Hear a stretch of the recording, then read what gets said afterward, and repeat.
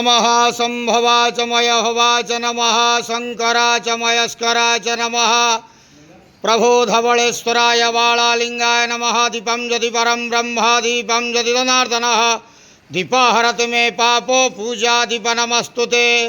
बाबा धवळेश्वराय वाळालिंगाय नमो नमः संसार सुखी रखंतु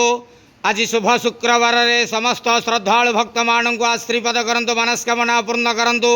कर्म क्षेत्र उन्नति करंतु ग्रहरिष्ठ खंडन करंतु जगतर मंगल करंतु विश्वर कल्याण करंतु आपणकर नाम प्रकाश करंतु सेवकर डाक श्रवण करंतु समस्त गुआवसा भक्त मानकर मनस्कामना पूर्ण करंतु जो जो भक्त माने आपणक पाखरे मानसिक रखिचंती तांका मानसिक पूर्ण करंतु बाबा धवळेश्वराय वाळालिंगाय नमो नमः संसार सुखी रखंतु आनंद गेवार हरि बोलो आज शुभ शुक्रवार रे समस्त श्रद्धालु भक्त मानक आश्रीपद करंतु आनंद गेवार हरि हरि बोलो ओम नमः शिवाय महारुद्राय धवळेश्वराय वाळालिंगाय नमो नमः।